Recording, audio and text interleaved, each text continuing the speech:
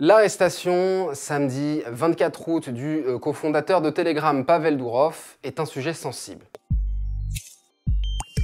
Si sensible qu'Emmanuel Macron lui-même a tenu rapidement à démentir les fausses informations circulant selon lui sur les réseaux sociaux. Il a expliqué que cette décision judiciaire n'avait rien de politique, un message qu'il a posté en français mais aussi en anglais, tout comme d'ailleurs le parquet de Paris qui a détaillé dans les deux langues la liste des chefs d'inculpation retenus dans le cadre d'une information judiciaire qui a été ouverte en juillet dernier. On parle de complicité de transactions illicites, on parle aussi de pédopornographie, de trafic de drogue ou encore d'escroquerie en bande organisée, des faits très graves sur lesquels la justice est en train d'enquêter et le nœud du problème, eh bien, c'est le refus quasi systématique de la part de Telegram de, je cite, communiquer sur demande des autorités habilitées les informations ou les documents nécessaires pour la réalisation et l'exploitation des interceptions autorisées par la loi. Fin de citation, ce sont les termes du communiqué du parquet de Paris. Mais forcément, cette arrestation d'un PDG de la tech russe, qui plus est multimilliardaire, eh bien, elle n'a pas manqué de faire réagir à l'international dans un contexte de tensions croissantes avec Moscou, mais aussi d'une volonté d'une plus grande régulation des plateformes numériques de la part des pays de l'Union européenne. Il y a enfin un contexte plus large dans lequel la France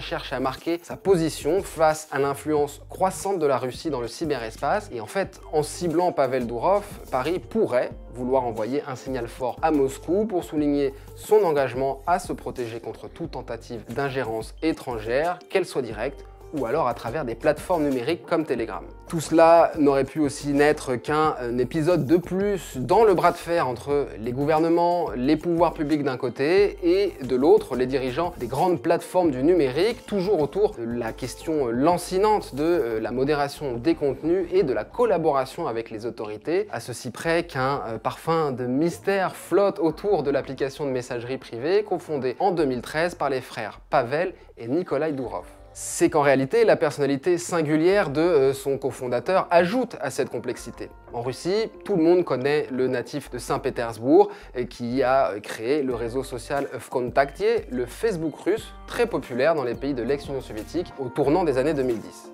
D'ailleurs, c'est après avoir refusé de livrer les données personnelles d'Ukrainiens engagés dans la révolution de Maïdan que Pavel Durov a quitté avec fracas la Russie en 2014, un exil qui serait en réalité tout relatif, du moins si l'on en croit le média d'investigation indépendant Important Stories, qui vient de révéler que Pavel Durov a visité la Russie plus de 50 fois entre 2015 et 2021, alors même que la messagerie y avait été bloquée entre 2018 et 2020.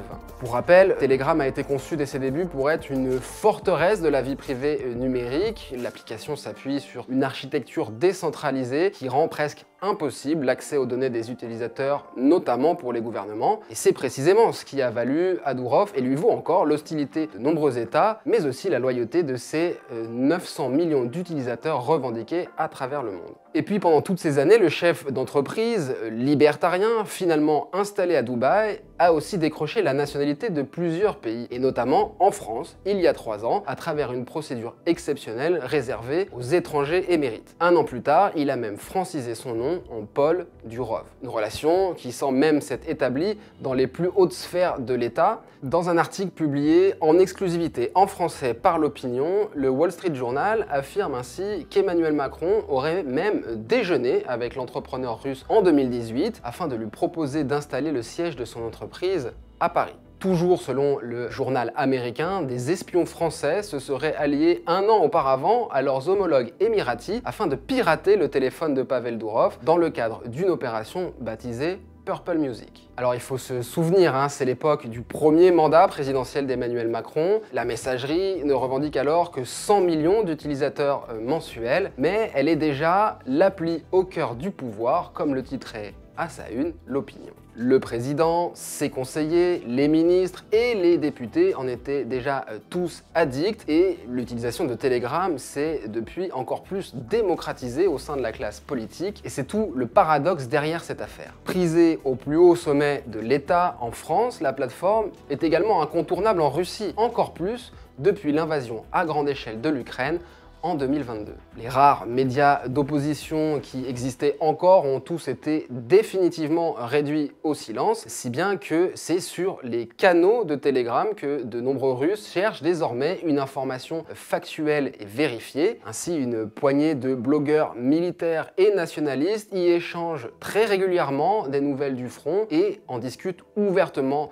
les évolutions. Alors, il ne s'agit jamais de s'opposer au bien fondé de la guerre décidée par Vladimir Poutine, mais les remontées du terrain qui sont partagées sur ces canaux tranchent avec la communication extrêmement verrouillée de l'état-major, à tel point que Telegram est devenu une source indispensable d'informations pour de nombreux soldats et leurs familles. Et d'ailleurs, depuis l'annonce de l'arrestation de Pavel Durov il y a quelques jours, ces mêmes canaux suivent en temps réel l'évolution de l'affaire et s'inquiètent de ses conséquences, les blogueurs craignant de voir leur principal outil de communication compromis. Pour résumer, l'arrestation de Pavel Durov en France est bien plus qu'un simple incident judiciaire.